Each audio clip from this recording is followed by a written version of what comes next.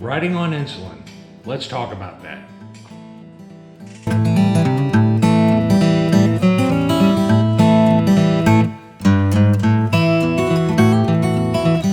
Good Moto morning. Welcome to Kraken's Garage. I'm your host Eric, and on Kraken's Garage we discuss all things on two wheels that are motorcycle oriented, some slight gear reviews, and a couple of how-to tutorials. Today's a very interesting topic. We talk about riders that have diabetes and how they deal with handling the insulin and monitoring their blood sugar levels while going down the road and keeping it in a safe environment so they can still enjoy the hobby like all of us do. Let's get cracking. In my 45 years of riding, I have ridden with a couple of diabetic riders, and it was always a struggle to figure out how to get that medicine in the event of emergency and how you handle that situation as a solo rider versus a group, riding with a group and prepping that group for what possibly could happen. We're going to discuss all of those elements, and the biggest challenge is keeping your insulin cool or cold, and we'll talk about how to do that and some riding tips for diabetic riders. I read a very good article by Dan Radigan, and I'll put a link to his article down below, and he deserves 100% credit on what I'm going to share with you. He makes some very valid points that I think are worth getting out to the motorcycle community.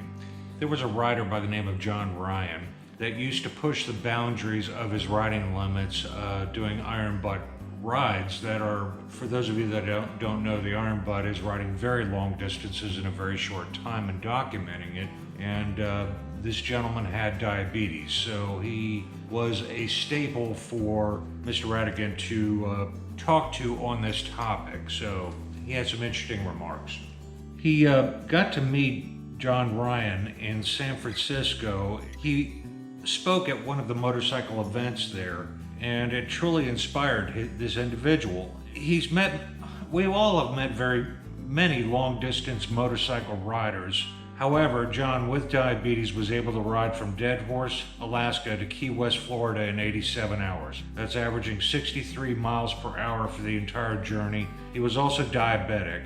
There's proof in the pudding, it can be done. Diabetes, good control and tight control. I won't go into all the reasons why you should take care of your diabetes. I'm sure you've heard it all from your doctor 1,000 times. What's important to realize is that motorcycling takes all the dynamics of diabetes care and reduces the margin of error. While riding your bike, low blood sugar at 65 miles an hour can be a really bad thing. Knowing your body and the rhythms of your blood sugar are critically important when riding a bike. Let's talk about the motorcycle. Pack the same way every time you go for a ride. Prep for the journey and carry too much, like you're going on a much longer journey than needed. When packing the motorcycle, use a consistent checklist to ensure you have everything you needed for the ride. The checklist has way more things than you actually need, and it's designed for a multi-week trip. The benefits of using the checklist are that you can mark off everything you specifically need or don't need. Strike through everything that you've packed on the bike and put an X to everything you don't need. This gentleman has a particular section for all his diabetes related care, so he knows he's bringing everything he needs. In particular, he's looking for testing supplies, insulin, needles, pump supplies, glucagon, if I'm pronouncing that correct, as well as fast-acting, slow-acting carbohydrate. The biggest challenge for motorcyclists that have diabetes is carrying the insulin and keeping it cool. We're going to talk about two different solutions. One is a store-bought that may or may not work for you, and one is a homebrew hack that will definitely work, and we'll talk about the pros and cons of that. One way to keeping your insulin cool is definitely a part of the journey. Unlike medications, insulin is a protein that needs to be kept cool to remain fresh. If frozen, the insulin will be rendered ineffective in lowering blood sugar. Get yourself a full-size thermos. A coffee thermos, something from REI, something like that. A quality one. Don't do the Walmart variant, because it's going to be subjected to extreme temperatures, and that is mission critical in this case. Take a quart-sized Ziploc bag, which can easily hold 3 bottles of insulin. Try to pack way more than you need, but you figure it's best to have more than less in case one bottle goes bad. Place the bottles at the bottom of the bag, tightly roll the bag, taking care to remove most of the air. Some air is okay inside the bag. It will help buffer the insulin from the coolness of the ice. You want to make sure, however, the seal on the supply bag is tight so the insulin will remain dry. Slide the Ziploc bag into the thermos. Ice will tend to float to the top, so you want to make sure the insulin is near the bottom of the thermos. It may take a bit of crumpling of the Ziploc bag to fit inside the thermos. Fill the thermos with water and then add a couple of ice cubes. Now, if you have a Givey top case or you have saddlebags, you're on a Harley with a bagger, or have luggage on your bike, you may want to put the thermos inside a sock. The reason why I state that is as you're banking and turning and rolling, that thermos is going to be sliding back and forth and banging up your bag on your bike, as well as the finish on the thermos. If you put it in a sock, it kind of buffers all of that to keep from damaging your bike or the thermos. Here's a pro tip. Most insulin in the United States requires a prescription. Always carry a copy of your prescription for all your supplies with you. If in a pinch, traditional regular insulin is available without a prescription. Always consult a pharmacist in each state you regularly ride in to confirm local laws. Canada is the exception. Fast-acting insulin is freely available and much more cost-effective than in the United States. The same bottle of insulin in San Francisco was 80% cheaper in Calgary, Alberta. Go figure. Test regularly. Most of the time, you're looking for a particular number to tell you what your blood sugar is at any given time. While riding, you need that information, but you also need to know if your blood sugar is rising or falling. Continuous glucose monitors are excellent at providing this information. A company by the name of Dexcom makes one called the G6, and I'll link it down below, that links up to your smartphone and is invaluable for managing tight control on or off the bike. It provides you the information on the fly at any given moment. You'll need to work with your care team to define what is an acceptable range for your blood sugar while riding a motorcycle. It may likely be more liberal than when you're off the bike. Most people tend to be less aggressive treating small highs and more aggressive treating lows. That's effectively increasing my margin of error while on the bike. The Dexcom, however, helps me overtreat or underdose. Heated gear.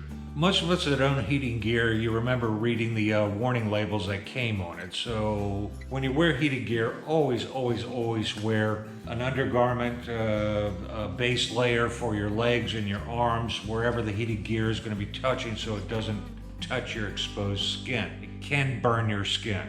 The main concern here is for those who don't have great circulation or sensation. Heated gear does get hot. Left unchecked, it can burn the skin. It is critical to have a long sleeve t-shirt underneath any heated gear. The t-shirt provides a buffer between you and the heating elements. The other side effect you may notice is that blood sugar would rise while using heated gear. I'm not sure if it's a drying effect or the heating elements, but this gentleman finds he needs a touch more insulin, as well as continuing to drink more water. If you don't drink water, blood sugar becomes significantly more difficult to control with insulin.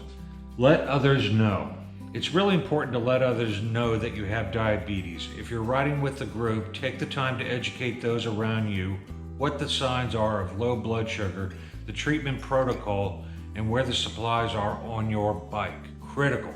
If you're riding alone, always wear a medical bracelet or necklace. Having the jewelry that will let the paramedics or police know about your diabetes. Also let someone know at home what your ride plans are, as well as what time you will be home. This gentleman always gives 2 times for when he'll be home. He gives a time when he expects to roll into the garage, as well as a time to start worrying. This gentleman also tends to take plenty of stops and smell the roses, so he often misses the time he expects to roll into his garage. However, he always follows it up with a phone call to adjust those timetables to make sure his loved ones know where he's at and when to expect him. Riding a motorcycle on insulin is totally possible. Like any high adventure activity, learn the basic steps of care, how your body responds, and give yourself a larger margin of error than you would at home.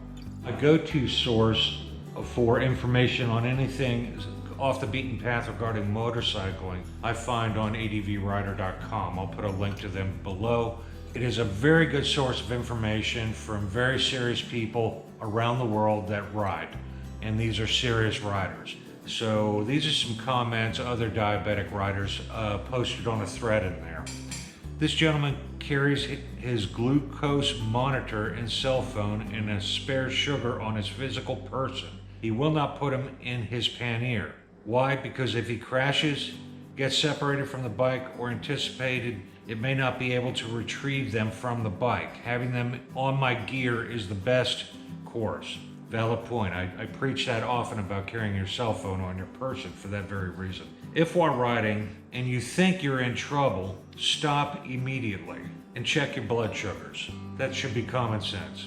Try to eat a decent breakfast every morning before you ride, protein and some carbs. This gentleman likes Cliff Bars, and I heard that Jolly Ranchers for sugar on a ride are good to have because they are heat resistant and have excellent shelf life. Cliff Bars are nice because they have longer term effects. Trail mix, beef jerky, peanut butter crackers, cheese are also things I'll try to have with him on the trip. Self-awareness, self-care all means staying alert on the bike. One of the drawbacks of being a diabetic is at times it's hard to differentiate between being tired or having low blood sugar. I mentioned earlier that there's also another way to keep your insulin cold, and there's a company called FRÍO, and I'll put a link to in the description down below. You soak them in water and they're good for several days, then you do it again. They make several sizes depending on your needs. Some folks use ice packs, but they're inconvenient unless one is staying in a motel room that has a freezer every night. One note, they can't be kept in waterproof containers. They need to evaporate the water because that's how they keep the insulin cool. An outside pocket on your jacket is good unless it's rated as waterproof. Inside a waterproof saddlebag or waterproof bag, not good. So much like when you're camping and you just add water and it insta cooks, you have to have ambient air flowing through that for that item to work. That's the same in this case, but they are very convenient tubes that you can tuck on your person. So I would recommend the thermos and this particular item, the FRÍO, as well, because you can keep the FRÍO on your person in the event you bail off the bike and you still need to get your insulin, and then store on the bike in the ice in the thermos method that I told you about, and that will get you squared away. So hopefully this message gets out to somebody who's researching that has diabetes, that you can ride and have a long, healthy life of riding a motorcycle with this terrible disease. So be sure to communicate with all people around you and get that information when you ride with others, or protect yourself at all times like we talked about. To my end watchers, today's shout out goes to Harley Fatboy Jr. This gentleman has 768 subs as of this viewing, with 40 videos out. He's into motorcycles, music, and ohana. Ohana is a Hawaiian word which refers to a person's extended family, which can include friends and other important social groups.